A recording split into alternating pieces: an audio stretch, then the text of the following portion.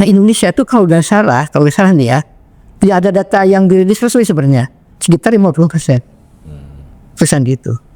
Dan kegagalan restorasi mangrove ini diantaranya adalah karena kurang empowerment memperdayakan masyarakat lokal. Ya. Diantaranya itu. Selain juga faktor teknis ya, kesalahan pemilihan jenis, kemudian juga kesalahan pemilihan lahan, gitu ya.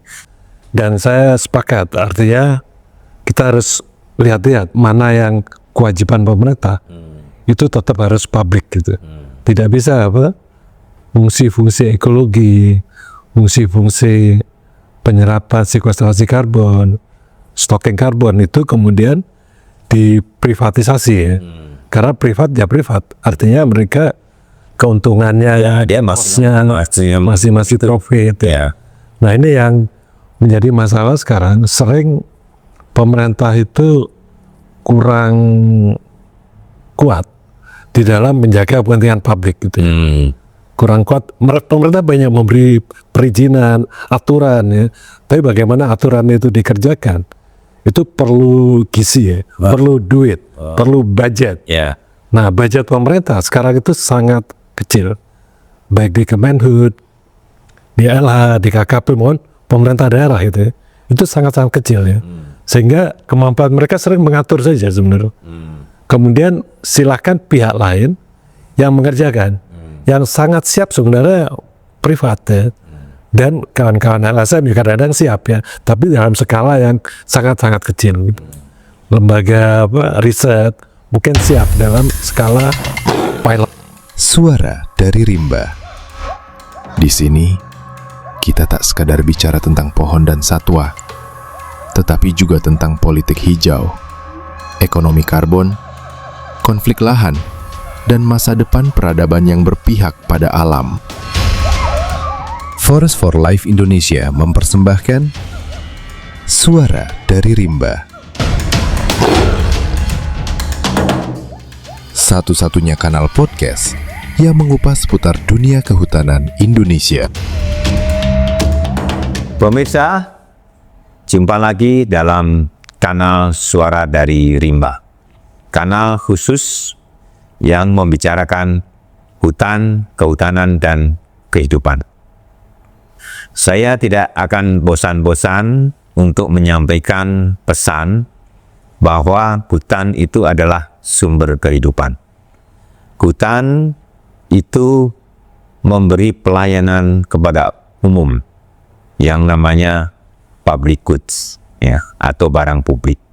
Layanan yang diperlukan oleh semua orang. Kalau kita punya tentara yang kuat, itu adalah untuk melindungi kita dari musuh. Kalau kita punya industri kehutanan yang kuat, itu artinya kita melindungi kehidupan kita semua. Hari ini kita akan bicara khusus mengenai mangrove, dan sudah bersama kita di sini, ahlinya mangrove terbaik Indonesia. Saya perkenalkan Profesor Cecep Kusmana. Beliau adalah guru besar Fakultas Kehutanan Institut Pertanian Bogor. Selamat datang, Prof. Terima kasih. Waalaikumsalam sudah hadir. Kemudian tidak kalah pentingnya adalah Profesor Heri Purnomo. Beliau ahli tata kelola restorasi hutan dan lingkungan.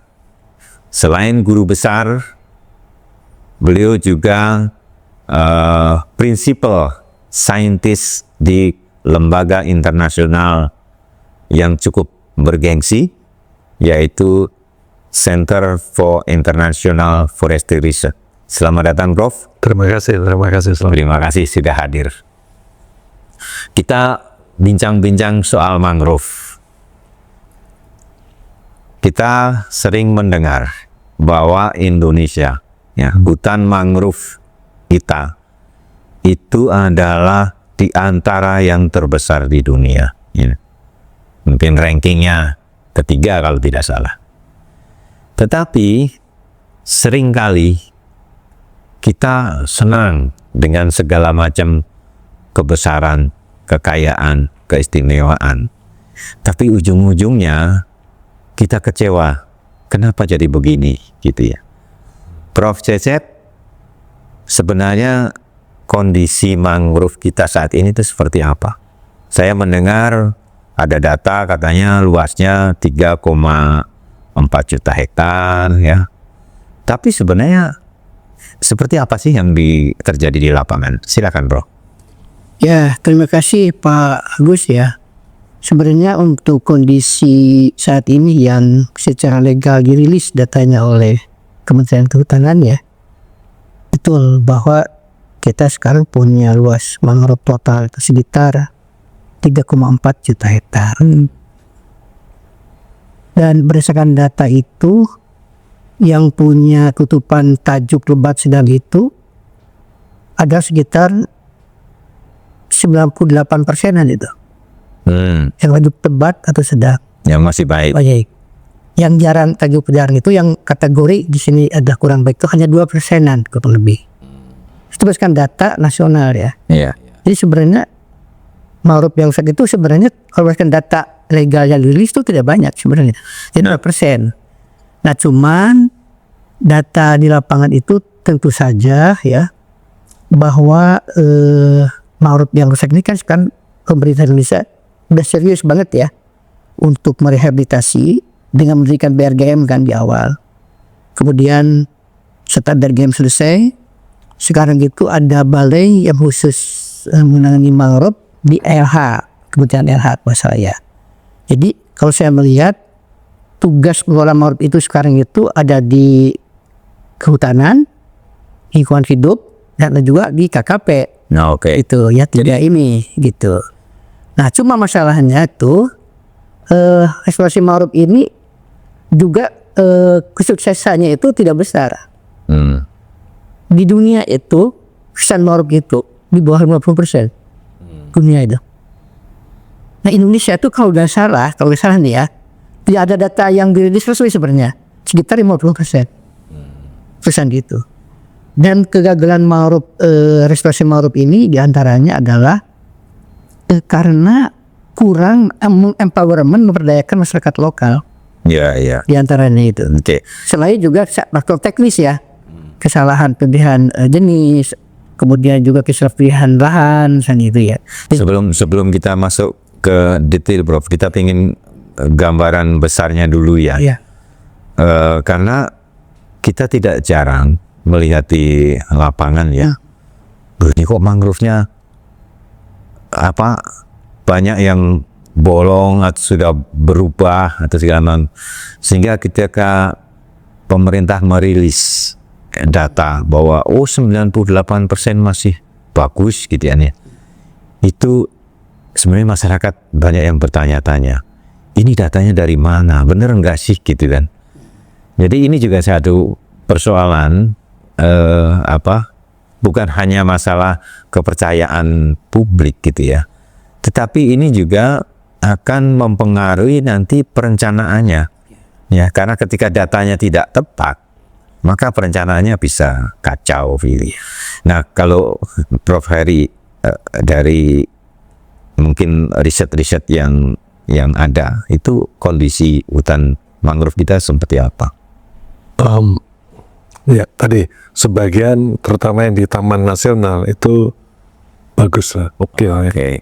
Tapi kalau mangrove kan ada di APL juga ya, di areal penggunaan lain, itu berkompetisi sebenarnya dengan tombak dan sawit gitu ya.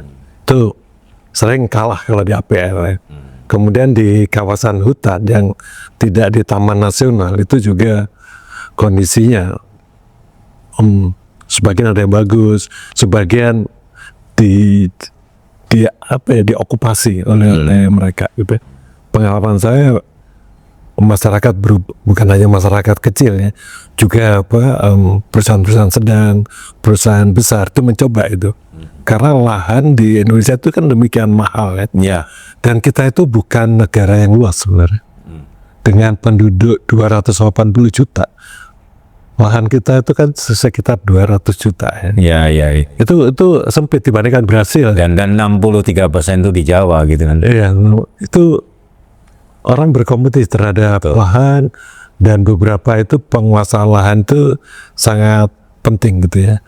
Jadi mangrove kita tentu ada yang bagus, ada yang oke, tapi ada juga yang terdegradasi. Dan tambak demikian lumayan gitu ya. Sawit juga masuk ke situ. Iya. Dan masyarakat juga berusaha kadang menanam kelapa, kemudian kelapanya nggak hidup, ditinggal gitu ya. Iya. Itu yang Realita, gitu ya. realita ya. Saya setuju ya, karena pengalaman saya juga pergi ke lapangan melihat mangrove itu yang dulunya mangrove itu berubah total menjadi tambak, dan ketika itu booming udang galah atau udang Panamai.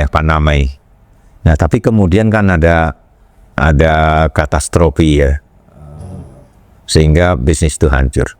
Nah, sampai sekarang lahan-lahan bekas tambak itu terdegradasi, terbuka sama sekali gitu. Jadi, nah ini kita tidak tahu persisnya data seperti apa, tapi saya kira sebaiknya gitu ya, pemerintah terbuka saja, gitu kan. Seperti apa sih kondisi persisnya, sehingga semua orang bisa merespon dengan baik gitu. Karena dalam Perpres yang baru, Perpres 27 tahun 2025 itu partisipasi masyarakat juga diberi ruang gitu. Nah, masyarakat tentu perlu data yang benar gitu ya. Nah, Prof, mangrove ini apa sih kegunaannya? Iya. Saya kira kegunaan mangrove dalam arti ekosistem ya, itu semua orang udah paham sebenarnya. Jadi ada dari segi yang paling besar tuh menurutku jasa ekologis. Ekologis. Misal, Bahasa awamnya apa ini jasa ekologis itu? lingkungannya ya, perlindungan lah gitu. Perlindungan. Kurang lebih gitu awalnya. Artinya itu melindungi. Ya, misalnya melindungi dari abrasi, ya. Kemudian melindungi dari intrusi air laut ke darat gitu. Kemudian juga menyerap CO2 yang banyak kan gitu, yang menyimpan karbon, bahkan mangrove itu penyimpanan karbon itu 3-5 kali lipat lebih besar dari hutan daratan kan gitu. 3 kali 5. Sampai 3-5 kali lipat. Oke. Saya sangat penelitian bersama rekan-rekannya di. Ya. Kemudian juga Ini sangat-sangat erat kaitannya dengan adaptasi dan mitigasi perubahan iklim ya. ya, kemudian juga ada lembaga riset bahwa 1 gram lumpur mangrove itu bisa menyerap 3 gram air ya. Kalau gambut kan 1 gram bisa menyerap 10 graman. Tapi kalau mangrove itu 1 gram lumpur bisa menyerap 3 gram air. Jadi bisa mengurangi banjir kan gitu ya. Dan itunya. Nah, kalau segi ekonomi apalagi ya, di situ ada hasil hutan bukan kayu kan gitu ya. Ada kayunya sendiri sebenarnya mangrove bagus untuk arang kualitas pertama itu. Kualitas terbagus. Iya, terbagus. Itu kertas gitu ya, rayon gitu ya. Oh. Untuk kayu bakar itu luar biasa. Mangrove itu nomor 1 kualitasnya. Untuk kertas dan untuk arang itu tidak bisa mengalahkan. Karena berarti tinggi kan. Iya. Kemudian mangrove itu lebih dari 1 umumnya. Kemudian juga banyak sekarang mangrove juga dari buah ya, dari daun bisa guna tuh di perspektif pangan. Misalnya buah api-api, buah berguera dijadikan tepung gitu. Sekarang itu bahkan tepung yang terbaik ada tepung dari berguera. Berguera gimnori terbaik itu dibanding ya jenis lain ya.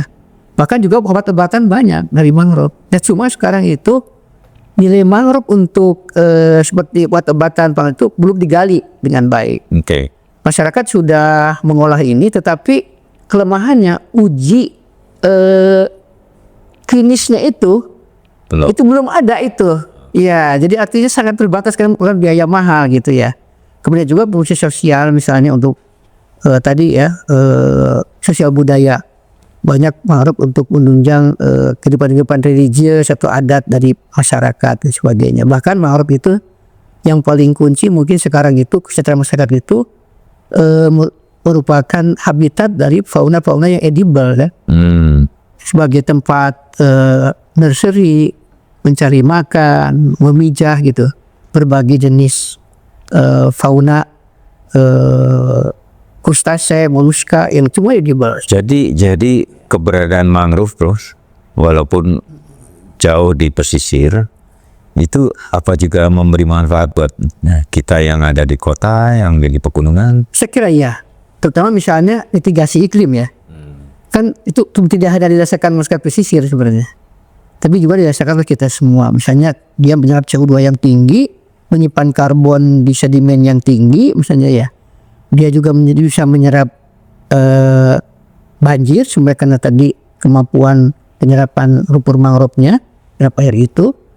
Abrasi, intrusi misalnya. Kan intrusi itu bisa dirasakan juga oleh orang-orang di Jakarta misalnya ya. Kalau mangrove-nya bagus, intrusi tidak akan sampai lapangan banteng. Sekarang itu sampai lapangan banteng intrusi. Jauh banget tuh. Ya, jika sumur-sumur penduduk yang di dalam itu udah asli itu ya. Salinitas. Ya, dirasakan juga oleh kita. Gitu. Ya, oke. Ya. Prof. Heri ada tambahan lagi ya? Ya, salah satu yang kita dampingi itu di Banyuasin proses itu mereka membuat ini sabun cuci ulang, itu buah pedada ya, generasi ya. Itu mereka berjalan baik, ada Pertamina, ada Sifor yang mendukung bujang dan gadis ini anak-anak muda, terus membuat sabun itu. Dan kita berusaha waktu itu supaya dia dapat sertifikat halal gitu ya. Karena kita dampingi untuk mendapatkan sertifikat itu sehingga bisa dipasok ke hotel-hotel gitu ya. Itu lumayan itu. Dan harganya bisa berkompetisi sebenarnya dengan sabun-sabun biasa yang kita pakai ya. Sekitar 20.000 ya. 25.000 itu bagus ya karena langsung kita pakai. Dan yang penting juga itu menjaga ikan untuk ada di pantai dekat. Karena pengalaman kami, pengakuan masyarakat ya bahwa dengan restorasi yang berhasil itu meningkatkan tangkapan ikan gitu ya. Dan juga turisme ya. Turisme kita di sana bikin ada persemaian nursery yang cukup besar gitu ya. Tapi berbasis masyarakat. Dan juga ada arboretum gitu ya, arboretum mangrove di sekitar situ, dekat persemaian itu jadi tempat wisata, foto, selfie, sama wisata lokal ya, wisata yang ini desa dari kecamatan, dari kabupaten itu, bupati, istri bupati itu ketika mereka datang gitu, Mas Haji ya, mereka kan pasti makan di situ ya, jadi kedai-kedai itu hidup gitu ya. Ada naik ojek ya, pulangnya bawa pempek gitu, itu meningkatkan ekonomi gitu ya. Dengan wisata yang mangrove bagi saya itu suatu yang eksotik ya, karena itu kan ekosistem darat dan air ya. Orang kota itu kan jarang melihat air, pantai ya. Tempat mangrove mereka suka foto-foto dan instagramable juga gitu ya. Jadi itu menggerakkan ekonomi itu sangat-sangat jelas. Gitu. Sangat, oke. Jadi begini, kalau gitu ya. Mangrove itu selain tadi bisa menjadi sumber-sumber ekonomi, tapi juga dia punya fungsi pelayanan publik, gitu ya. Ada layanan publik yang belum bisa dikomersialkan, jadi itu menjadi public goods, jadi non-market ya. Non-market, jadi barang yang bisa dinikmati bersama, gitu. Tapi kan persoalannya dengan public goods itu adalah karena non-eksklusif tadi. Jadi, karena non-eksklusif tadi, itu ada resiko bahwa seseorang memaksimumkan utilitasnya, sehingga membuat kerusakan, kan gitu. Nah, di sini tentu peran pemerintah itu sangat besar ya, bagaimana menjaga supaya pelayanan publik itu itu tetap berlangsung gitu kan. Itu satu harapan yang besar. Nah, di tengah rezim perizinan gitu ya, yang ingin privatisasi, ya, termasuk privatisasi mangrove, ya, itu baik melalui pola izin usaha maupun melalui pola perhutanan sosial, ya. Nah, ini bukan pekerjaan mudah, ya, karena di satu sisi public service ini tidak bisa berkurang, ya, tetapi privatisasi, ya, itu tidak mungkin dia harus menanggung beban untuk membiayai eksternalitas tadi, untuk membiayai layanan publik, ya, karena dia bekerja di situ itu menghasilkan dua output. Satu adalah komoditas, yang kedua adalah public service, gitu. Nah, privatisasi di hutan mangrove ini kan harus spesifik, gitu. Ya, mana sih yang di private, yang diserahkan ke private itu yang mana, gitu kan ya, sehingga fungsi public service itu tidak hilang. Ya, itu satu. Yang kedua, pemerintah juga harus terlibat, ya, supaya public service-nya ini terjaga gitu. Nah, menurut pengamatan ini para ahli ini ya dari segi tata kelola ini, ya, tata kelola ini sudah ada belum itu pemikiran sampai ke sana itu? Pertama sebenarnya ada jembatan, ada public tadi, ada privat, ada common sebenarnya. Milik bersama, ya. Betul. Perhutanan sosial itu menjadi common sebenarnya. Common buat masyarakat di situ, Betul. LPAD gitu ya. Dan saya sepakat, artinya kita harus lihat mana yang kewajiban pemerintah, itu tetap harus publik gitu. Tidak bisa fungsi-fungsi ekologi, fungsi-fungsi penyerapan sekuestrasi karbon, stocking karbon itu kemudian diprivatisasi, ya. Karena privat ya privat, artinya mereka keuntungannya ya dia masih profit, ya. Nah, ini yang menjadi masalah sekarang, sering pemerintah itu kurang kuat di dalam menjaga kepentingan publik gitu. Kurang kuat.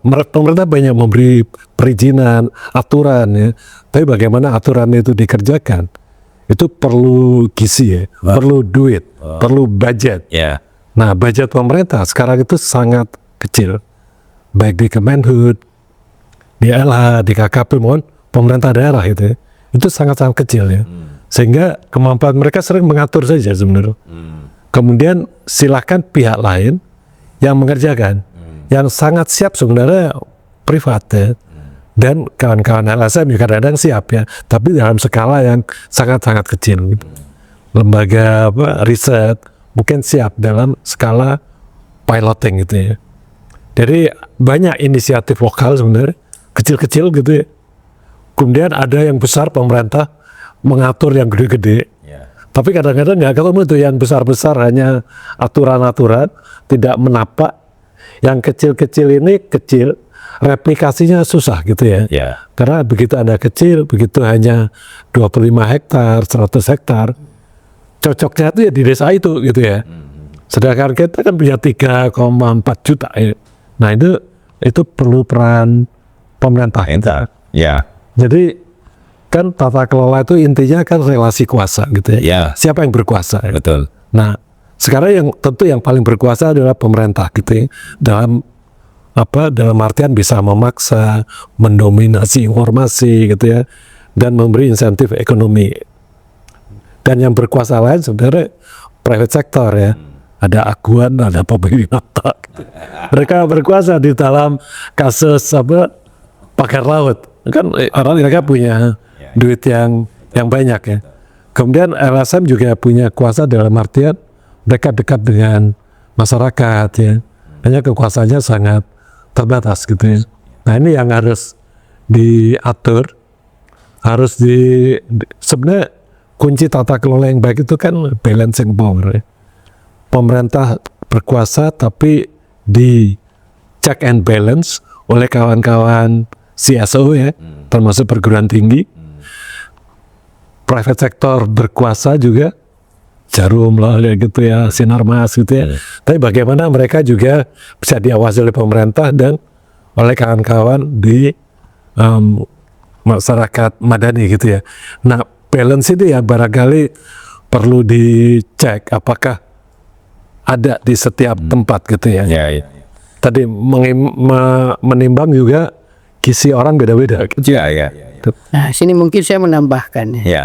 Nah, menurut hemat saya tuh kan di mangrove itu di kawasan kita tuh ada yang di kawasan hutan konservasi, ada yang juga dia di hutan lindung, ada juga dia di hutan produksi ya, baik terbatas maupun konsumsi bebas, ada juga di APL kan gitu ya. Nah, memang kalau yang jadi sekarang itu kalau hutan konservasi, hutan lindung pemerintah kuat luar biasa kan di situ ya. Nah, sekarang bagaimana yang di hutan produksi dan di APL? Nah, harusnya sekarang itu udah melihat hutan mangrove itu kita kan nggak terlalu cuma 3,4 ya. Di dunia juga totalnya tinggal 15 jutaan sebenarnya, dan mungkin berkurang sekarang. Maka di hutan produksi itu pemerintah kalau menurut saya sebaiknya memprestasi green business gitu. Bukan ke yang dulu. Ya. Green business untuk menunjang green ekonomi kita di tahun 2045 kan gitu itu nanti. Betul. Nah, green business misalnya ekowisata green business misalnya gitu ya.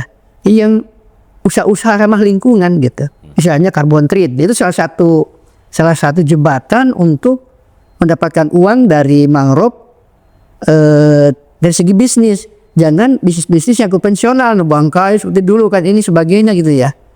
Nah, jadi artinya jadi APL aku demikian. Nah, sekarang kan di APL itu kan kekuasaannya, kepemilikannya di orang, di pihak lain ya. Tapi pemerintah sebagai regulator harus bisa menjembatani mereka, menerapkan pemanfaatan mangrove itu ke dalam green economy tadi gitu. Ya. Contohnya tambak Pak Agus. Harus silvopastori misalnya gitu. Betul. Silvopastori jangan tambak terbuka. Nah, pemerintah harus kuat di sana, harus regulator sebagai fasilitator. Tuh masyarakat yang penting dapat uang kan. Iya. Sebenarnya masyarakat itu kan ke ekonomi beratnya itu. Iya. Tapi kita tidak bisa demikian sekarang. Betul. Harus kemudian ekonomi itu kelestarian itu, dan pemerintah masyarakat itu kalau dia mendapatkan uang, dia juga melestarikan ekosistem, is fine sebenarnya. Iya. Nah, pemerintah itu perannya gitu. Jadi sebenarnya kan mangrove itu mau di kawasan konservasi maupun mau di APL itu kan sebenarnya ada fungsi yang sama dalam pelayanan publik. Kan gitu. Sama fungsinya gitu. Nah, tetapi di sini yang berbeda adalah kalau di kawasan konservasi itu tanggung jawab penuh pemerintah, gitu kan? Nah, betul, lindung juga. Nah, kalau di APL, nah ini karena ada fungsi publik tadi, maka pemerintah ya harus ikut bertanggung jawab, gitu kan?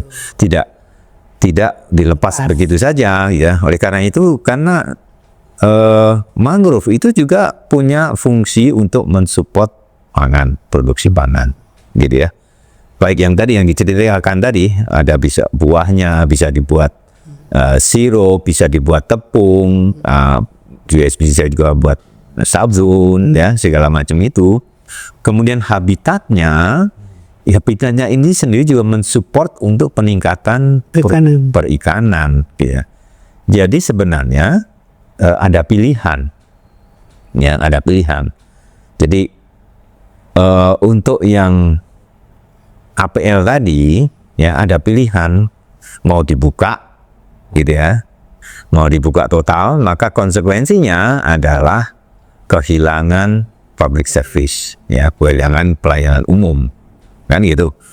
Atau sebenarnya nggak perlu dibuka juga, karena produktivitas juga bisa naik di situ kan. Nah, tinggal yang menjadi dibutuhkan itu adalah bagaimana pemerintah berperan ini sehingga batas minimal, ya pelayanan publik itu tidak terlampaui gitu. Jadi konsep silvophysalia misalnya, itu satu pendekatan ya. Yang bisa Ya, ditangani itu. bisa kan. Nah, yang jadi persoalan adalah bagaimana pemerintah bisa punya kemampuan atau kompetensi untuk menjalankan fungsinya itu. Iya. Terutama di APR, terutama ya. Terutama di APR. Kalau yang ini oke gitu kan ya. Iya kan? Tapi tidak juga kita tidak melihat bahwa hutan lindung juga banyak yang rusak gitu. Iya, betul. Ya, karena itu juga secara kelembagaan ya, lembaga-lembaga pemerintah ini yang punya tugas ya utama memastikan layanan publik terpenuhi. Ini maaf kata ini saya menggunakan bahasa terang saja, tidak kompeten. Tidak kompeten itu bisa karena banyak hal, gitu ya. Tapi ujung-ujungnya adalah pendanaan. Dana. Ya kan? Karena dengan kekurangan pendanaan, dia tidak bisa menyiapkan instrumen-instrumen yang cukup. Dia tidak bisa mempunyai organisasi yang cukup untuk melakukan pengelolaan di lapangan. Gitu kan?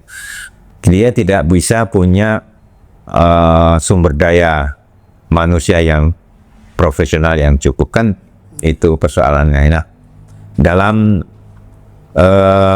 kami pernah bertemu DPR, itu hitung-hitung anggaran kehutanan secara keseluruhan itu kalau dihitung itu hanya Rp50.000 per hektar Itu masuk gaji dalam per tahun, termasuk gaji, biaya kantor, gitu kan ya. Jadi bagaimana pemerintah bisa mengurus ya kebutuhan pelayanan publik. Jadi ini menyangkut politik anggaran, ya, politik anggaran. Saya kira harus ada perubahan besar dalam politik anggaran itu dengan menyadari bahwa hutan, termasuk hutan mangrove itu adalah pelayanan publik, ya. Itu perlindungan bagi kehidupan publik. Makanya kalau di awal saya katakan, kalau kita punya tentara yang kuat, kita melindungi rakyat dari serangan musuh. Kalau kita punya industri kehutanan yang kuat, kita melindungi rakyat ya dari kerusakan, kita melindungi rakyat dari bencana, kita melindungi rakyat supaya punya kehidupan yang lebih baik. Jadi soal politik anggaran ini gimana nih, Prof? Ya, tadi saya mengulangi lagi. Jadi setiap hektar pemerintah itu punya Rp50.000 gitu ya. Iya, itu untuk Dibagi 6 triliun, dibagi 120 juta hektar. 50.000 perak. Padahal kalau melihat hutan lindung yang rusak, mangrove gitu ya, merestorasi per hektar, pengalaman saya itu perlu $3.000. 3.000 US dollar, Sekitar tuh 50 juta. 50 juta per hektar. Itu ideal itu. Keren. Sampai tumbuh, Pak. Jadi sama kan? Yang satu 50.000, yang satu 50 juta. 50 juta. Itu Pak beda 0, berarti kurang 30 gitu. Jadi kalau merestorasi sampai tumbuh dengan baik perlu 50 juta. Nah, pemerintah hanya punya 50.000. Hanya cukup untuk 2 batang satu kopi ya. Satu kopi di Starbucks gitu. Atau kalau di ini bisa cukup 2 cangkir kopi gitu. Iya. Nah, ini ya Orang pergi ke mangrove, beli bekal, udah habis ya. udah habis itu ya. Nah, ini gapnya luar biasa antara kebutuhan di lapangan yang benar gitu ya, dengan ketersediaan budget pemerintah. Dan satu-satunya cara mengubah itu kita tidak bisa berharap pemerintah sadar, Mas. Harus ada yang menuntut. Ya. Zaman sekarang itu harus menyuarakan, menuntut sampai dikasih gitu ya. Kita masih ingat ketika guru-guru turun ke jalan protes, tambahlah ya 2 juta gitu ya. Nah, ini yang menurut saya lemahnya di masyarakat mangrove kita. Nggak ada yang menuntut gitu ya. Bukan hanya di mangrove, Di hutan kita seluruh hutan kita sekarang tidak ada yang bersuara. tidak ada bersuara, tidak ada yang mengatakan kalau kami tidak dikasih sekian, misalkan dari 6 triliun menjadi 60 triliun ya, Ya. anggaran kehutanan. Itu protes gitu, nggak kerja atau biar kan kita udah lihat ada banjir ya gitu ya. Itu bisa jadi evidence. Jadi kita sepakat ya bahwa Rp50.000 per hektar itu nggak ada artinya. Nggak ada artinya itu. Gitu ya. Dan tadi Mas, saya kira masyarakat ya, karena kita yang menikmati layanan publik, gitu ya. Kalau enggak, itu kan apa banjir di Sumatera Barat, di Sumatera Utara dan di Aceh itu bisa jadi evidence, bisa dikapitalisasi agar anggaran pemerintah itu cukup layak gitu ya. Kalau nggak lihat tuh banjir itu. Ya. Apa Anda berapa ongkos berapa puluh triliun karena banjir, karena kita abai ya, terhadap melihara hutan gitu ya. Betul. Itu ongkos yang harus kita ini Mas. Itu ongkos kita. Karena kita terlalu kecil budgetnya gitu ya. Ya. Itu sesederhana itu. Ya. Dan ketika terjadi banjir, itu berarti kita kehilangan, Betul. ya, pelayanan publik dari pemerintah. Atas negatif tuh ya. Iya kan? Iya. Dan itu melanggar ini Mas, konstitusi kita. Melanggar konstitusi. Karena warga negara itu punya hak asasi terhadap lingkungan yang baik. Itu pasal 28 tuh. Hak lingkungan yang baik itu ada di situ itu. Ya. Jadi pemerintah bisa melanggar konstitusi itu. Jadi kalau rakyat menuntut pada negara agar mengalokasikan Dan ini cukup ya. dana yang cukup, karena untuk apa? Untuk kepentingan melindungi rakyatnya juga gitu kan ya. Itu Melindungi rakyat, hak konstitusional. hak konstitusional dari setiap rakyat itu harus kita tuntut. Ya. Bahwa Iya betul. ya, karena ya tadi negara bisa membiayai tentara untuk melindungi dari musuh. Negara juga harus melindungi rakyatnya Ekosekali dari dari segala Bencana lingkungan. Dan salah satu instrumennya adalah dengan membangun hutan yang baik. Saya kira itu ya. Ya. Nah, juga mungkin saya bisa nambahkan gini ya. Sesuai dengan ini, kita kan harus udah sepakat bahwa hutan penting ya. Bagi kehidupan, bagi penjagaan lingkungan, karena Ini yang sepakat baru kita ini. ya, mudah-mudahan nanti mereka sepakat ya. Orang lain, Ya, karena kan saya nyambung tadi dengan Ya. Prof. Eri ya, sebelum ke sana ya. Hutan, termasuk hutan mangrove itu karena banyak manfaat, itu adalah sumber konflik, ya kan? Termasuk lahannya, kita tadi kan baru bicara soal pohonnya kan, lahannya ini juga sumber konflik gitu. Nah, ketika kita sudah menyadari bahwa hutan, bahwa mangrove ini adalah sumber konflik, maka yang diperlukan adalah wasit. Ya. Wasit yang tegas, wasit yang kuat, wasit yang kompeten, yang punya integritas gitu. Nah, ini wasitnya ini siapa ini? Ya. pemerintah. Harusnya pemerintah dan mengembangkan alternatif ya, seperti blue economy. Laut kita itu luar biasa. Daratan kita itu kecil lah ya. Ya. 30% dari total Indonesia, 7% laut. Sehingga sering orang itu mengatakan kita negara yang luas, enggak gitu. Kita negara sempit tuh, Mas. Kalau mau luas tuh Brasil, Rusia, Cina, bahkan India lebih luas dari kita. Kongo itu luas. Kita itu negara yang Negara laut. sebenarnya. Jadi pemerintah juga harus mulai membebaskan daratan kita dari ekonomi yang berlebihan, mulai mengembangkan laut gitu ya, sebagai sumber-sumber ekonomi ya, sumber dari penghasilan masyarakat ya.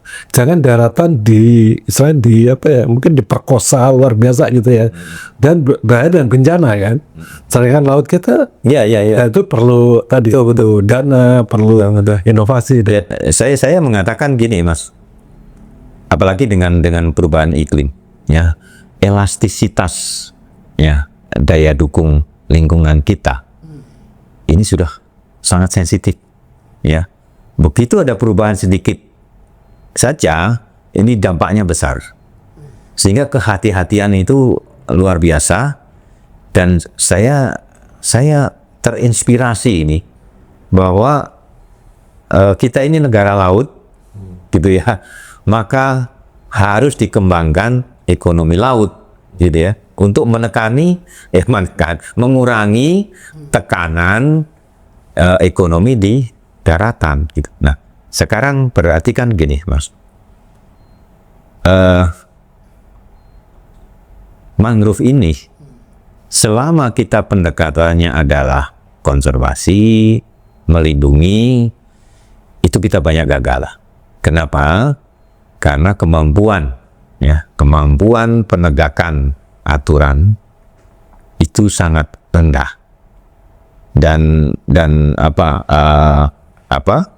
pemenang Nobel yang melahirkan teori ekonomi institusi itu jelas mengatakan bahwa Elinor Ostrom ya. Elinor Ostrom kan, bahwa apapun aturannya, ya, ketika tidak ada penegakan hukum, maka itu sama saja tidak ada aturan, gitu kan. Nah, ini satu tata kelola juga yang membuat kita rancu. Tapi sebelum ke sana, Mas Prof. Heri ya, selama kita pendekatannya adalah perlindungan, konservasi, maka potensi kegagalannya adalah besar.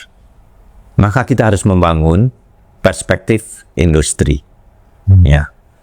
Dalam konteks mangrove ya. Nah, ini apakah sudah ada gitu ya satu master plan gitu ya atau roadmap ya membangun industri mangrove ya, karena kalau tidak ada itu konflik itu tidak akan selesai ya, karena masing-masing akan tetap memaksimumkan utility-nya, memaksimumkan organisasinya, gitu ya, kepentingan organisasinya, ya. Jadi, nah ini saya kira roadmap ya. Mangrove ini mau diarahkan kemana? Semua saya kira harus pendekatannya kepada industri, gitu. Betul. Ya. Yang ada sekarang itu adalah KLM, Kesatuan Landscape Mangrove, itu ya. Itu dari landscape-nya sampai ke ada value chain, sampai ke industrinya. Tapi tadi Perpres ini 2025 baru terbit sekarang gitu ya, itu belum ke arah situ. Dan ketika kita bicara industri, sering itu jangan investasi siapa ya, donornya siapa. Setiap donor kan punya interest ya. Kalau donornya di bidang climate, interestnya adalah stocking karbon, sekuestrasi. Tapi kalau donornya bidang perikanan, pasti adalah mereka yang ingin menangkap ikan ya, ekosistem bagus. Tapi kalau donornya industri arang charcoal, ingin menebang juga gitu ya.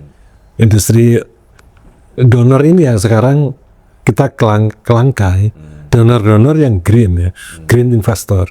Karena donor kita kan kebaikan dari Cina sebenarnya, yang masih ekstraktif gitu ya. Makanya kita kan nikel, batu bara itu kan rebutan, Mas. Tapi donor-donor yang green kan sayap-sayap kadernya ya, Timur Tengah mau, tetapi kan sedikit-sedikit ya. Ini yang green investor itu nggak banyak. Bank-bank juga punya kesepakatan banyak, Equator Principle ya. Tapi pada faktanya adalah setiap donor ingin dapat return gitu ya. Nah ini yang dan return tercepat itu adalah ekstraktif.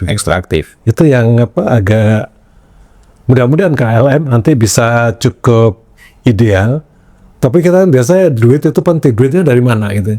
Kalau duitnya kembali dari Cina, dari India, apalagi Cina ya, mereka kasih duit, orangnya datang juga ke sini.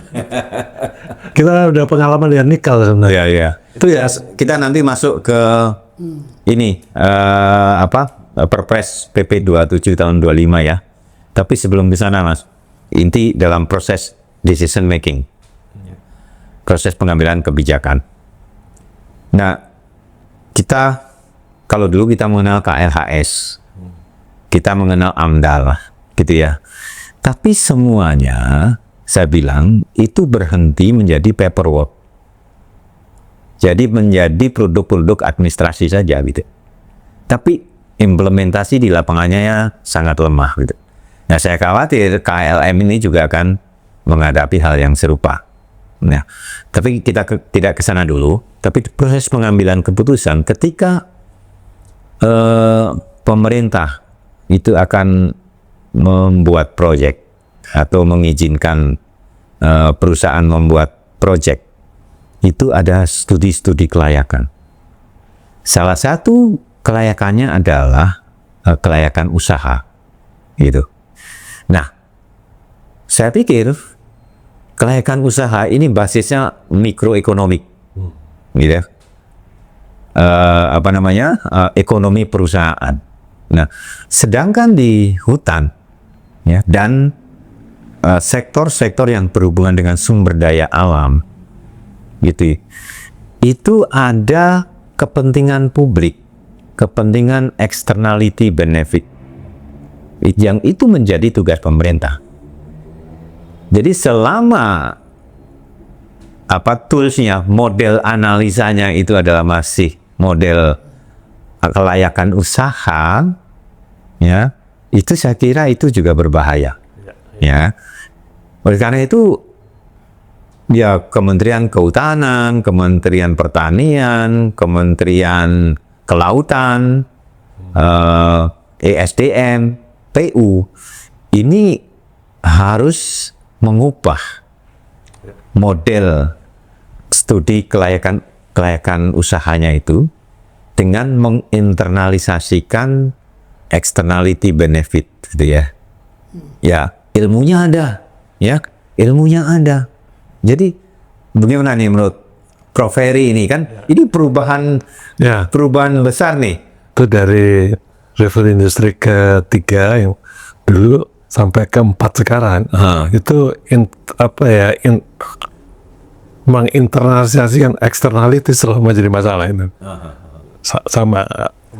Tapi selalu begini, saya berpikir bahwa perusahaan ya memang begitu. Gitu. Iya, iya. Jadi biarlah itu perusahaan urusannya dia gini ya. Tapi ketika pemerintah ambil keputusan, jangan pakai alatnya perusahaan. Gitu. Pemerintah itu kalau saya melihat itu akan melihat konstelasi dan kontestasi power, kuasa.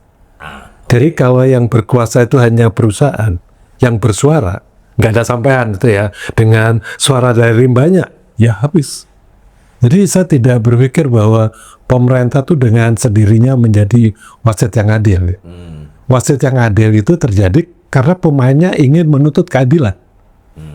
Nah, perusahaan itu pasti ingin untung sebanyak-banyaknya, ya, betul, ya, dan sustainable. Harus ada orang lain yang menuntut konservasi, menuntut rakyat diperhatikan.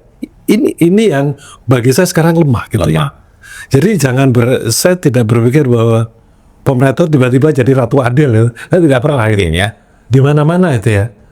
Kepala desa jadi adil karena dia lihat, oh ini, satunya inginnya itu. Saya mengambil jalan tengah.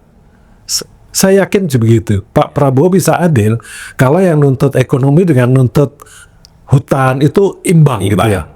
Kalau yang nuntut hutan itu diam semua ya, pasti yang itu yang diikuti gitu ya.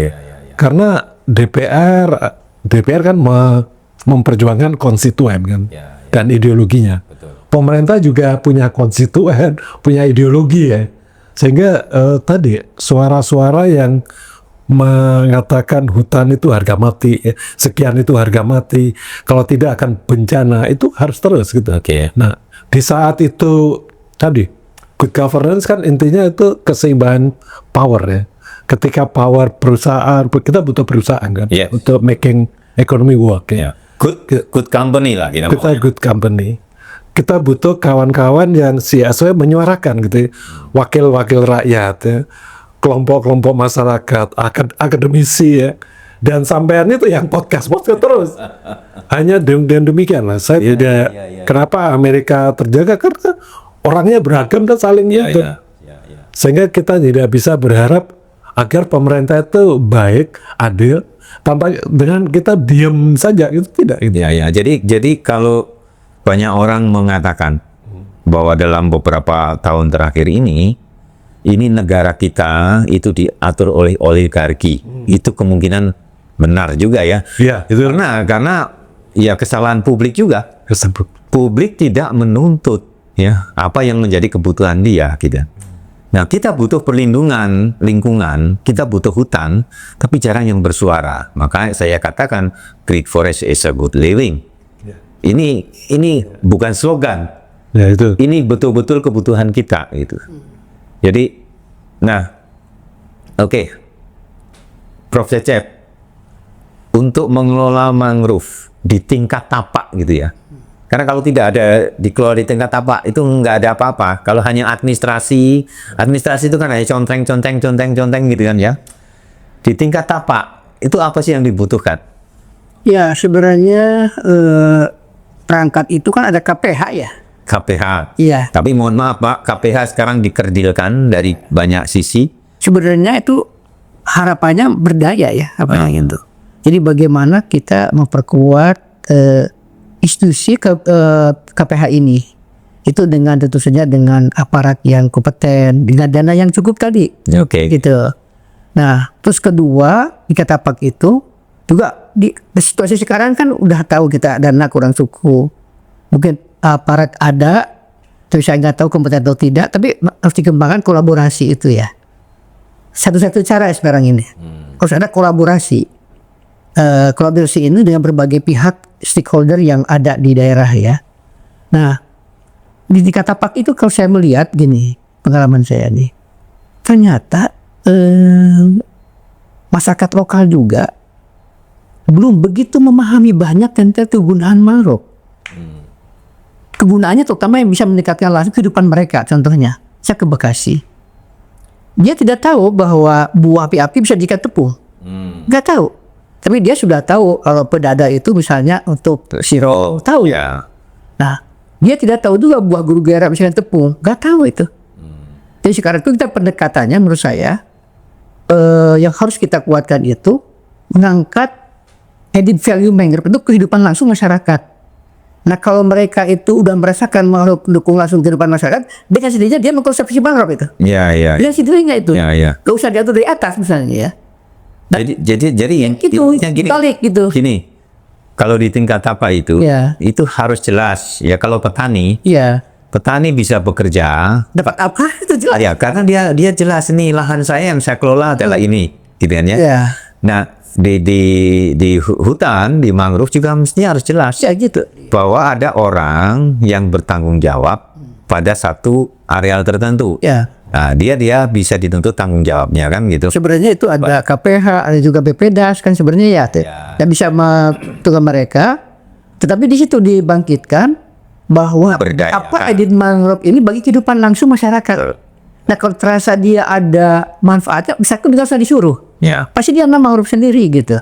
Nah terus kedua itu sekarang kita harus mempersiapkan masyarakat itu punya suatu green job yang tersertifikasi. Sertifikasi. Iya, misalnya apa? Produksi bibit yang benar ya. Mengolah sekarang masyarakat banyak tuh yang mengolah mangrove itu secara otodidak mereka. Jadi tepung, jadi kecap sebagainya. Nah ini kita harus tersertified nih, seperti itu. Sehingga di mana usaha-usaha green job mereka perlu kita dukung menjadi suatu unggulan usaha gitu. Iya. Unggulan usaha si pemerintah itu bagaimana membranding usaha mereka, ditambah juga kita supaya dia keamanan pangannya harus aman sebagainya, itu pekerjaan pemerintah menurut saya. Betul. Jadi kembali Mas, konsep industri ya. Ini harus ada ya, konsep industri mangrove. Roadmap-nya harus jelas gitu. Mulai dari tadi bibit kan bibit itu kan harus dicarikan yang unggul, yang bagus. Nah, ini kan belum ada tuh. Fungsi research. Ini kan tugas pemerintah nih. Tuh, ya itu harus selalu mengolah bahannya harus yang betul-betul jadi kembali lagi cukupilah anggarannya gitu kan. Jangan 50.000 lah. Ya, ini ke anggaran kan. Dari segi anggaran, karena itu akan mengubah banyak hal. Ya, mengubah banyak hal. Dan yang kedua adalah penegakan hukum. Ya, penegakan hukum ini kemarin tidak banyak disukai orang. Ya, kami kehutanan pernah punya polisi kehutanan. Waktu itu cukup kuat gitu. Tetapi itu tidak disukai banyak orang. Sehingga sekarang dilumpuhkan. Nah, ke depan saya kira nggak boleh begitu lagi. Ya. Karena ini menyangkut perlindungan semua orang, kebutuhan semua orang, maka penegakan hukum juga harus kuat gitu. Nah, Prof. Hari, dari segi tata kelola ini, saya membaca Kepres 27 tahun 25. Ini ada kabar gembira juga, ya. Ada beberapa inovasi yang dihasilkan dari sini, ya. Yaitu pertama KLM, ya istilahnya, KLM, Kesatuan Landscape Mangrove. Di sini jelas missionnya itu perlindungan, ya. Makanya judul kepresnya kan juga perlindungan dan pengelolaan. Jadi kabar baik ini bahwa pemerintah punya kesadaran yang tinggi untuk melindungi mangrove. Kemudian yang kedua, ada dalam pasalnya itu diatur secara jelas, ada proksi, ada pendekatan bahwa supaya fungsi perlindungannya tetap terjaga. Itu misalnya kalau itu di kawasan lindung, maka kerusakan, ya, yang bisa ditoleransi itu maksimum 25%, gitu kan. Kemudian kerapatan tegakan dengan diameter 4 cm ke atas, itu kalau dia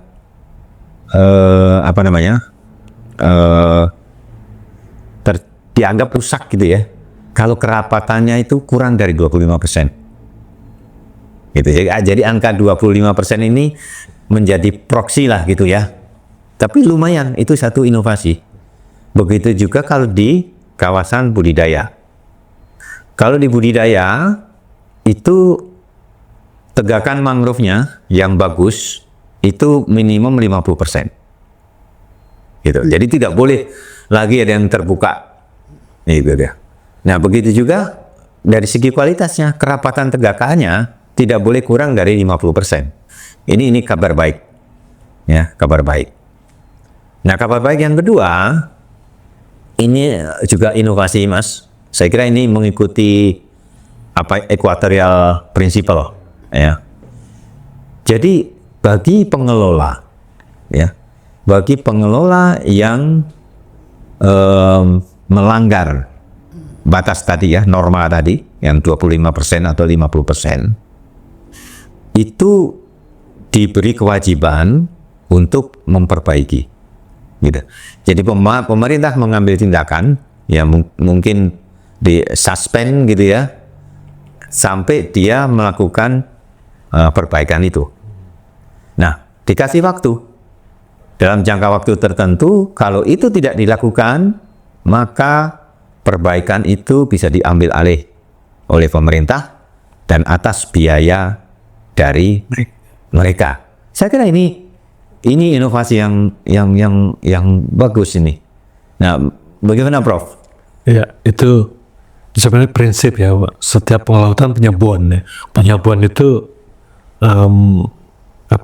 ditaruh jaminan, ya. Kalau itu buruk, sebenarnya DR itu juga begitu, dana reboisasi, ya. Jadi pemerintah pegang dana yang sangat besar itu sebagai jaminan. Kalau ini tidak benar, maka ini akan dipakai oleh pemerintah, gitu ya. Jadi ini sangat-sangat bagus konsepnya, dan mudah-mudahan bisa dilaksanakan dengan baik. Karena masalah kita kan konsepnya sering oke gitu ya. Saya tidak suka itu konsep belum dikerjakan, nanti diubah lagi konsepnya. Konsep ini kita terima dengan baik, maka bagaimana ini kemudian dikerjakan gitu ya. Karena mengerjakan, memahami saja kerapatan tadi ya, kerusakan itu kan perlu inventory ya, inventarisasi ya. Siapa menginventory ya. Kemudian mereka tadi cukup pengetahuan, cukup dananya gitu ya. Karena ini kan jadi seperti adaptive management ya, adaptive co-management. Betul. Jadi yang dilakukan itu bergantung dengan data di situ gitu ya. Kalau kemudian kurang dari tadi ya, kurang dari 50%, maka harus diperkaya. Ini sangat-sangat bagus itu, Mas. Hanya kemudian bagaimana ini dikerjakan. Dan salah satu yang tadi ya, kekurangan budget itu jelek. Tetapi ada satu blessing di guys. Orang-orang di lapangan sekarang, pemerintah tuh sangat senang berkolaborasi tadi. Iya. Berkolaborasi, mereka terus terang. Mas Heri, kami tidak punya budget. Mari kita kerjakan bareng-bareng gitu ya. Mereka mau welcome itu setiap inisiatif. Oh ya. Terutama inisiatif yang jelas di lapangannya ya. Jadi ini bagus Mas. Ini tidak ada penolakan. Tinggal bagaimana ini Implementasinya. diimplementasikan. Kalau ini juga diberlakukan di hutan-hutan yang lain, mungkin juga Ya, saya rasa bisa. ada apa namanya baseline ya, ada batas-batas yang harus ditaati gitu, sehingga tidak terjadi over exploitation gitu kan. Nah, tadi ketika 50% diterapkan di hutan produksi kan, itu banyak yang melanggar kan sekarang. Hutan produksi kita yang bagus tidak berlebih dari 50%. Nah, pemerintah harusnya sudah punya duit kan, Betul. punya duit untuk merestorasi, merehabilitasi. Nah, ini kan tadi disinggung DR, jadi saya jadi teringat dulu namanya dana jaminan reboisasi, kemudian diganti menjadi dana reboisasi, kemudian diganti PNBP. Saya melihat ini sebuah pelanggaran prinsip, ya. Kalau dulu dana jaminan reboisasi itu kalau saya ibaratkan, kalau di dalam pabrik itu adalah biaya amortisasi, biaya penyusutan. Jadi biaya penyusutan yang disisihkan dulu gitu kan ya, disisihkan dulu. Nanti suatu saat kan ini pabriknya rusak gitu ya. Pakai. Ini sudah punya tabungan untuk dipakai, ya kan? Nah, tetapi ketika peraturannya berubah ini jadi pendapatan bukan pajak Yang dipakai oleh semua orang ya. ya dipakai semua ya kan, ini pelanggaran prinsip saya kira gitu ya. Jadi pemerintah sudah memungut IHH ya, memungut DR, tetapi akunnya itu yang seharusnya ini adalah dikembalikan, nggak tahu di sana akunnya apa dicampur atau apa gitu kan.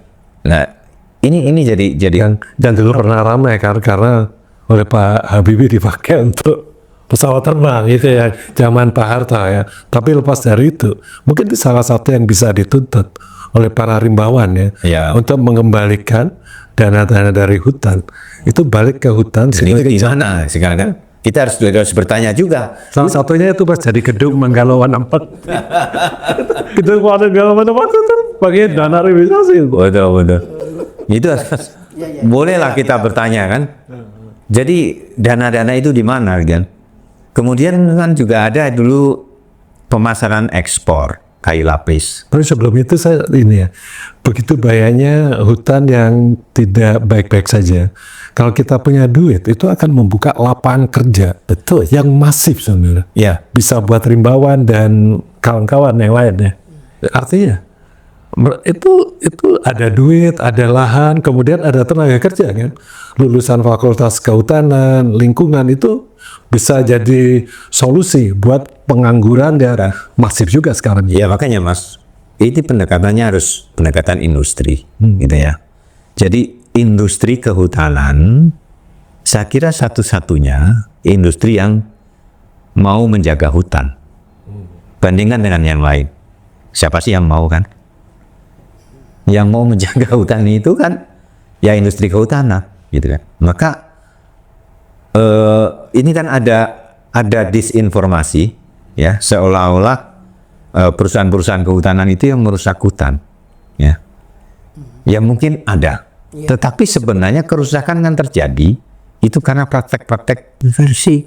ya konversi, illegal logging segala macam itu, sehingga kesan umumnya itu industri kehutanan lah yang jadi. Jadi kalau industri kehutanan dibangkitkan, itu ekonomi, ada sumbangan ekonomi bertambah besar, tenaga kerja terserap, lingkungan terjaga.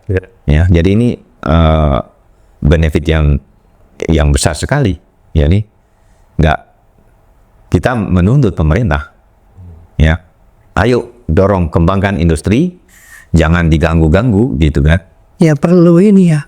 Ini warga kehutanan itu kita sekarang memeras kota perlu inovasi teknologi dalam bisnis ya. Ya. Tidak konvensional. Saya kira teknologi itu banyak juga yang sudah ditemui, termasuk teknologi pemulihan pohon, peningkatan produktivitas. Itu sudah banyak kan?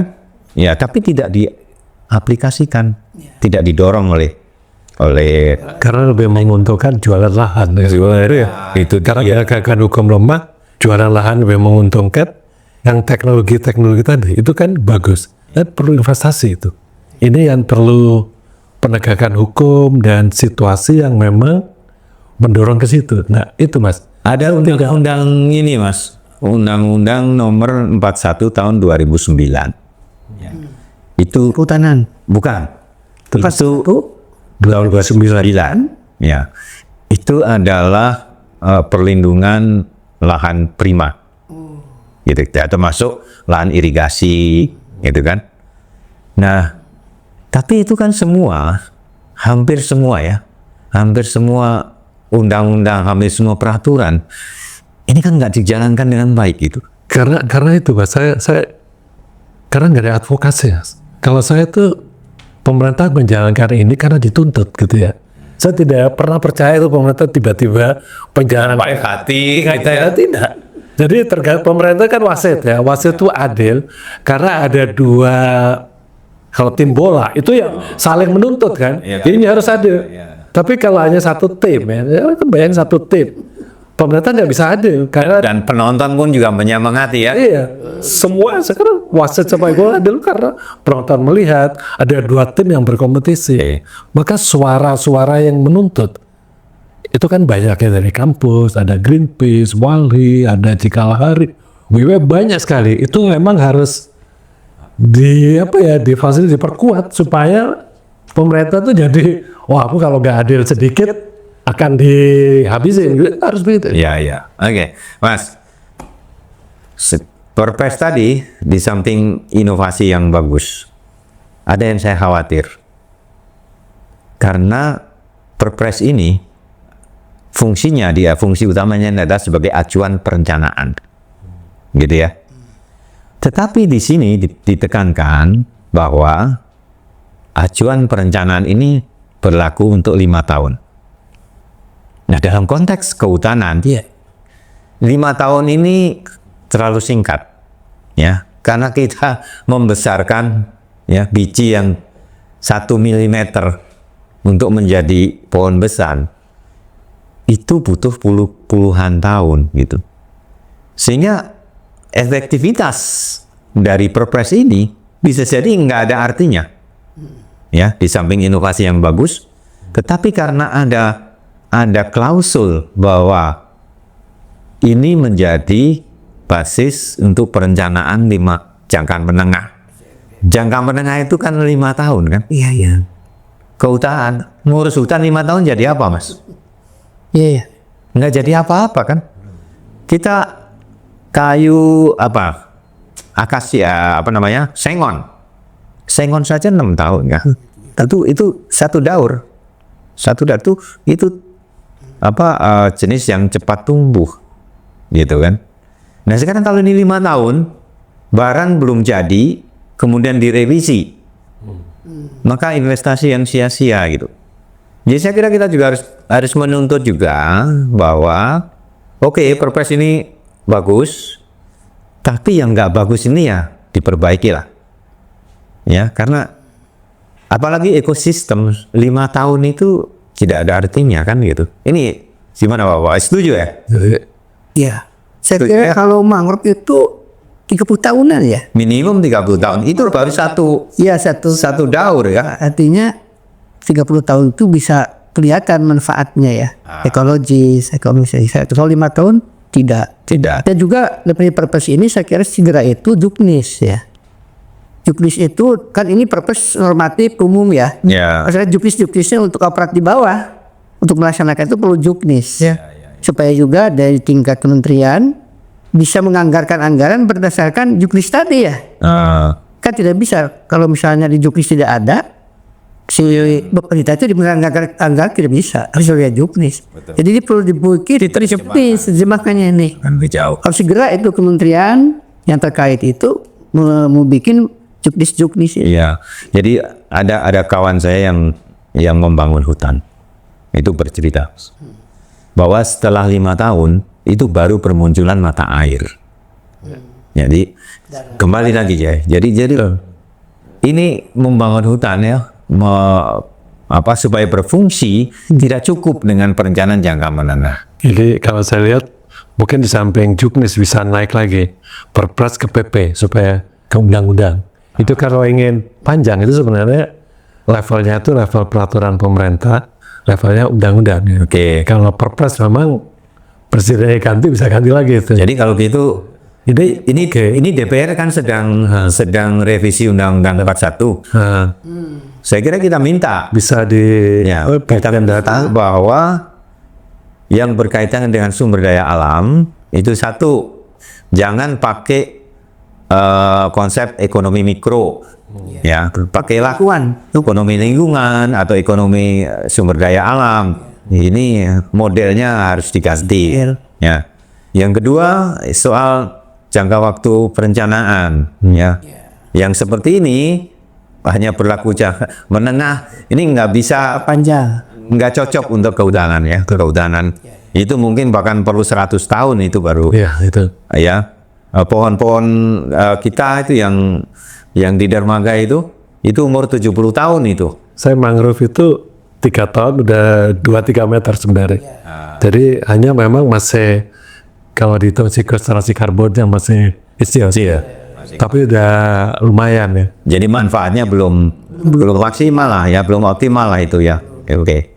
Mas Heri, saya juga mendengar ini lembaganya Mas Heri, CIFOR, dapat penghargaan dari Gubernur Sumatera Selatan, ya. Bagaimana ceritanya nih? Ya, dengan CIFOR sekarang merger dengan Ikrap, CIFOR Ikrap, CIFOR Ikrap. merger jadi satu, kemudian saya senior scientist sekaligus direktur CIFOR Indonesia sebenarnya.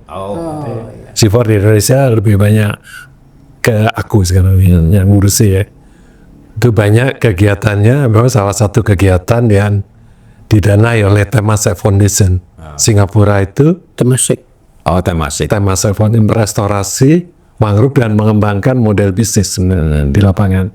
Kemudian dari diskusi karena Singapura dia tertarik ke provinsi yang dekat dengan Singapura ya. Kalau nggak Rio, Sumatera Selatan atau Kalimantan Barat. Akhirnya kita pilih Sumatera Selatan. Di Sumatera Selatan terpilih Banyuasin karena mangrove-nya itu Banyuasin dan Rocky. Kemudian di Bupati Banyuasin mengarahkan kita ke Sungsang 4 dan Marga Sungsang. Kita dapat lahan bersama masyarakat merestorasi dan mengembangkan modal bisnis. Itu kita dihargai karena berhasil 60.000 batang. 60.000 batang hidup dengan baik. Itu sudah 3 tahun lebih, makanya sekarang sudah jauh lebih tinggi dari saya. 3 meteran, ada Bruguera, Sudaresia, ada Rhizopora, macam-macam. Dan yang intinya memang kita punya nursery yang kuat sebenarnya. Kita kerjasama dengan Universitas Sriwijaya dan Forum Das dan Mangrove Sumatera Selatan. Udah sukses, ada lebih dari 15 hektar itu udah cukup hijau gitu ya. Di situ juga ada crab silvofishery juga gitu ya. Kepiting gitu ya. Sebagai bagian dari pengembangan model bisnis. Dan alhamdulillah BPDAS Musi Palembang mendukung ya. KPH juga sangat mendukung, dinas, kemudian juga kawan-kawan dari pusat juga, Pak Tito ya, direktur yang beliau mendukung, dan alhamdulillah kita dapat penghargaan dari gubernur. Ya, lain-lain. gini Mas, soal mereka mendukung, ya pastilah. Orang ada yang ngongkosin kok. Kalau nggak mendukung ya keterlaluan lah gitu kan. Ya, dan itu sebagai sebuah penghargaan karena prestasi kita juga mengapresiasi itulah. Nah, tetapi saya juga khawatir, gitu. Ini kalau nanti jadi kebiasaan, pemerintah tidak menganggarkan, ya, biaya untuk memelihara mangrove, ya, memelihara hutan. Akhirnya menggantungkan partisipasi masyarakat. Jadi kita harus ngongkosin lagi, gitu kan? Betul. Ini kan tidak baik. Yang kedua, Mas, saya melihat para pemimpin kita ini jadi aktor-aktor yang handal gitu ya kalau main di panggung gitu. Saya jadi khawatir juga ini, jangan-jangan ini bagian dari aksi panggung gitu kan? Karena di depan panggung hebat gitu kan ya, di belakang panggung nggak mau ngongkosin pengelolaan mangrove misalnya kan. Nah kita kan juga sempat melihat itu yang jadi parodi itu, manggul beras gitu, manggul karung gitu. Pak Zulkifli ya? Nggak tahu saya namanya, nggak tahu saya. Tapi manggul beras bantu masyarakat gitu kan. Kenapa diparodikan gitu kan? Karena orang tahu yang sesungguhnya nggak gitu kok gitu kan. Dan ini saya juga khawatir ini ya, para pemimpin ini ya itu memanfaatkan momen-momen seperti ini untuk menjadi aktor gitu kan. Ya. Kalau Nah sekarang untuk saya tidak curiga ke sana, Mas. Apa yang dilakukan oleh Pemda untuk mengelola yang sudah ditanam itu? Apakah ada organisasi yang dibentuk, ada investasi yang sudah dilakukan, ada instrumen-instrumen yang sudah dibuat supaya ini terkelola dengan baik? ya, kita selalu kerjasama dengan Pemda Banyuasin ya, dengan Kepala Bapeda, kemudian dengan Pak Bupati ya, agar apa-apa yang kita buat itu, asal kita bikin perdes ya, bikin peraturan bupati macam-macam lah, agar itu dipelihara. Oke, tapi itu peraturan ya, peraturan administrasi. Gizinya itu yang memang Yang saya harapkan adalah yang real di lapangan. ya itu. Investasi apa yang dari Malah investasinya datang dari tempat lain. Ketika itu kan Gojek ya. Gojek itu kan kalau ibu bapak itu beli sesuatu, itu kan pilihan karbon netral ada. ya. Begitu bilang karbon netral, 200 perak ya, 200 rupiah bukan, itu pergi ke Gojek kita. Grab juga begitu. Karbon neutrality ini sebenarnya dipakai. Sekarang saya dapat funding juga itu, meneruskan yang Temasa itu dari Gojek, Pak, lewat Jejain. Jejain itu sebuah company yang dikelola alumni kita juga, mendapat dana dari crowdfunding ya. Untuk crowdfunding. Jadi dana 100 perak, 200 perak itu dikumpulkan. Gojek, Grab juga begitu. Kalau Grab itu kalau nggak salah ke RMU, Rimbawan nomor utamanya Darsono itu. Ya. Dan kalau kita sekarang dapat bagian dari Gojek yang lewat Jejain. Kita memperkuat, memperlebar. Oke, Mas. Pendek kata gitu, Mas ya. Jadi setelah upacara kasih penghargaan, belum ada ini investasi real di lapangan. Ya, investasi dari pemerintah. Gitu. Apa sekarang peran pemerintah ya? Kadang-kadang kalau saya kan gini, memang mereka nggak punya duit kok. Ya oke. Itu nggak, Pokoknya di situ. itu nggak punya duit. Intinya di situ. Jadi tadi bukan manggul beras, Mas, manggul sertifikat. Bagus sertifikat. Ya. Bagi-bagi ya. Bagi-bagi gitu kan ya. Ini saya sebagai rakyat curiga. Karena kejadiannya memang banyak yang seperti Gampang, Mas. itu. Itu duitnya kemana? Kan kita tahu sekarang duit itu ngumpul di 3 hal. MBG, Koperasi Merah Putih, dan Sekolah Rakyat. Nah itu duitnya dari mana? Duitnya dari lain itu. Kalau ingin mengubah itu pemilu, Mas. Nah, yang terlalu jauh lah kita, jangan terlalu jauh. Yang jelas kita tuntut adalah pemerintah itu sungguh-sungguhlah berinvestasi ya di hutan, berinvestasi membangun kelembagaan yang kompeten untuk menjalankan pekerjaannya tadi. Ya, di PP ini kalau saya lihat itu kan banyak pekerjaan. Ya, pekerjaan itu butuh investasi, butuh dana, butuh instrumen, bisa nggak ini kalau nggak didanai mana bisa jalan gitu kan? Pakai duit pemerintah. Tapi ini ya, saya melihat kan sekarang banyak di mangrove juga ya, dari loan ya, dananya itu. Saya tidak setuju sebenarnya. Loan itu, Wood Bank, ya kan gitu ya.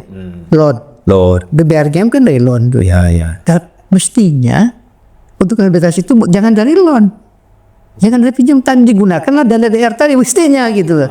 Jadi saya tidak setuju kalau untuk rehabilitasi itu dari pinjaman gitu. Ya. Pinjaman itu kan ada konsekuensi kan. Ya. Itu yang saya bingung kan, kenapa untuk rehabilitasi mangrove misalnya harus dari pinjaman. Nah, ya. Itu kalau kita punya uang sebenarnya, gunakan ada uang tuh seperti DR dan sebagainya, kembalikan lagi ke sana gitu. Oke. Itu diantaranya gitu ya. Kembalikan DR. Ya, saya kira kembalikan Pak. Kembalikan DR. Ditanteng deh. Yang kembali jadi pacar jangan. Kembalikan. Ya. Tapi duitnya di mana kita nggak tahu. Tapi kita boleh menuntutnya. Kita menuntut bahwa kembalikan lagi ya sebagai DR. Oke, pemirsa, kembali lagi, waktulah yang membatasi. Sebenarnya masih banyak ini yang mau kita bicarakan, terutama dengan ahlinya ini, karena ya kita tahu kan, serahkan urusan pada ahlinya atau tunggu kehancurannya. Jadi saya berdiskusi dengan para ahlinya ini adalah supaya kita bisa berajar di jalan yang benar. Iya. Sebelum saya akhiri, Prof, ada pesan singkat ini untuk pemirsa kita. Silakan, Prof Cecep. Ya, saya kira karena mangrove ini banyak manfaatnya bagi kehidupan kita, secara bertahap kita harus dipupuk mencintai ekosistem mangrove. Mencintai. Tidak usah disuruh orang lain. Silakan gali, pahami apa banget mangrove untuk kita. Mudah-mudahan kalau kita sudah paham, kita akan melihat mangrove dengan sendirinya tanpa disuruh orang lain. Oke. Iya. Jadi kita punya integritas. Iya. Saya kira itu aja. Prof. Ada dua. Pertama itu kerjakan apa yang bisa dikerjakan bersama mangrove. Coba tanam, coba pelihara. Yakin itu kalau dikerjakan baik-baik, orang lain akan mengikuti. Tapi perlu kerja nyata di lapangan.